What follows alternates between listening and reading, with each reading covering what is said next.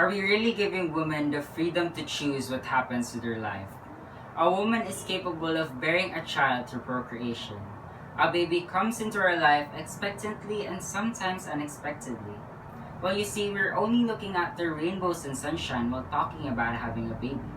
The sad truth is that some babies are too unexpected and are often unwanted. The Philippine Statistic Authority shows that 1 in 3 births in the Philippines is said to be mistimed or unwanted. Having said this statement, the idea of pro-choice and pro-life comes into place. We tackle today the probability of abortion as well as mandating the rights of a mother to decide to keep the baby or not. The reason why this action is prohibited is because, as stated by law, the act of abortion is criminalized by the Philippine law.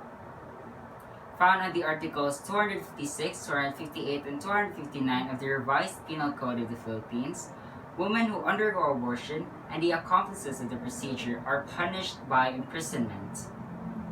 Factors like unsafe sex, financial problems, fetal impairment, underage, and sexual assaults are factors that need to be considered. Yes, abortion can be justified under the current penal law to protect the safety and health of a pregnant woman.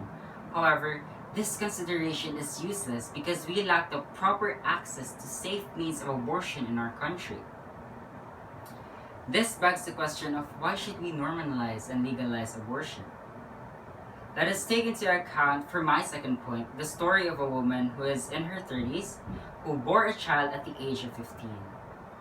Being underage, she was not ready to be a mother.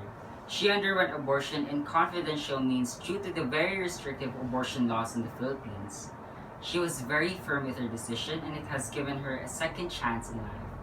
Not only did it benefit her, but it also prevented the child from having a life that was forced upon them. For the third point of my speech, let us talk about the disadvantages and advantages of having abortion. One disadvantage would be harming the human rights of the unborn child. However, we can also protect and prevent the child from undergoing severe pain due to the circumstances the child will be in. That is also one advantage we shall consider. Another disadvantage would be the thought and immorality of killing a baby inside your womb. This thought may be created due to the cultures and societal norms that are found in our society, especially the Catechism of the Catholic Church. However, a woman is presented with a circumstance which can alter her whole life and being. She has the right to decide the morality of this action, and it is her life, and we must not take away the freedom of choice from her. There are more points I can present, but I have said my part.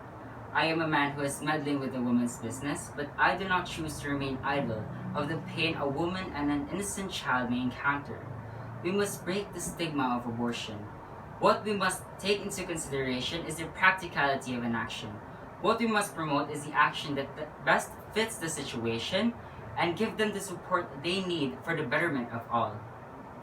Why are we prohibiting abortion when it gives more option to a woman to choose which path that best fits the circumstance? Let us open our minds and ears to those who do not have the freedom to choose.